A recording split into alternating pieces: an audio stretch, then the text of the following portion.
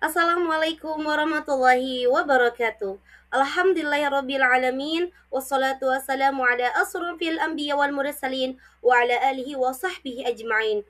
Puji syukur kita panjatkan kehadirat Allah Subhanahu wa taala serta salawat dan salam semoga senantiasa tercurah kepada junjungan kita Nabi Muhammad sallallahu alaihi wasallam. Perkenalkan, nama saya Siti Latifah Adawi Mahmudin, mahasiswi program pendidikan PAI dengan NIM 0580143447. Pada kesempatan kali ini, saya akan membahas peran onotologi, epistemologi, dan aksiologi dalam filsafat ilmu. Selamat menyaksikan. Filsafat ilmu itu ibarat akar atau pondasi dari sebuah pohon besar bernama ilmu pengetahuan. Tanpa pilar yang kuat, sebuah ilmu tidak akan memiliki arah dan validaritas yang jelas. Mungkin kita bertanya, kenapa kita harus belajar ini? Jawabannya agar kita memiliki kerangka berpikir ilmiah yang kokoh. Filsafat ilmu memastikan bahwa setiap pengetahuan yang kita pelajari memiliki dasar yang valid, metode yang benar, dan tujuan yang mulia. Dan filsafat ilmu berfungsi sebagai peta jalan bagi ilmuwan dan akademisi untuk memastikan bahwa pengetahuan yang dihasilkan memiliki dasar yang kokoh dan manfaat yang nyata bagi kemanusiaan. Dalam filsafat ilmu, ada tiga pilar utama yang saling berkaitan. Yang pertama, onotologi. Onotologi membahas hakikat apa yang menjadi objek kajian ilmu. Dan yang kedua, epistemologi yang membahas bagaimana cara memperoleh ilmu tersebut. Dan yang ketiga, aksiologi yang membahas untuk apa ilmu tersebut digunakan atau nilai dan etikanya. Mari kita bedah satu persatu. Yang pertama adalah onotologi. Onotologi membahas tentang objek kajian. Kita bertanya, apa sih hakikat dari realitas yang kita pelajari hari ini? Dan onotologi itu membantu kita untuk menentukan fokus utama dari sebuah keilmuan, menelaah hakikat objek yang dipelajari secara mendalam, dan memahami eksistensi dan struktur dari realitas yang ada dan menentukan fokus kajian utama dari suatu bidang keilmuan.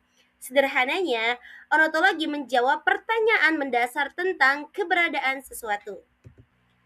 Contohnya dalam program studi saya, pendidikan agama Islam. Secara ontologis yang kita kaji adalah hakikat manusia sebagai hamba Allah, proses transformasi akhlak, dan perkembangan intelektual peserta didik. Kedua adalah epistemologi atau metode pengetahuan. Jika ontologi adalah apa, maka epistemologi adalah bagaimana. Ini adalah jembatan antara rasa ingin tahu manusia dengan kebenaran yang teruji. Fokus utama meliputi sumber pengetahuan, sarana, dan tata cara menggunakan sarana tersebut untuk mencapai pengetahuan ilmiah.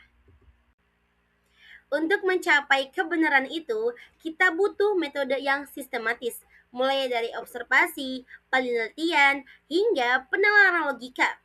Epistemologi memastikan bahwa ilmu itu tidak didasarkan pada asumsi semata, melainkan melalui proses yang dapat dipertanggungjawabkan secara logis. Tiga adalah aksiologi. Ini adalah bagian yang sangat penting karena membahas nilai, etika, dan manfaat. Ilmu bukan hanya untuk diketahui, tapi juga harus digunakan secara bijak dan bertanggung jawab bagi kemaslahatan umat. Tujuan penggunaan ilmu aksiologi adalah berkaitan dengan nilai kegunaan ilmu. Ilmu pengetahuan tidak bersifat netral ketika sudah bersentuhan dengan manusia. Albert Einstein pernah berkata bahwa ilmu tanpa agama itu lumpuh dan agama tanpa ilmu itu buta. Hal ini sejalan dengan aksiologi, di mana setiap ilmu pengetahuan harus memiliki ruh atau nilai moral agar tidak disalahgunakan. Pesan utama dari Albert Einstein yaitu ilmu harus digunakan secara bijak dan bertanggung jawab demi kemaslahatan umat manusia.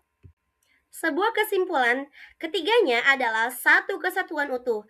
Ontologi memberi arah objeknya, epistemologi memberi metode atau caranya, dan aksiologi memberi nilai manfaatnya.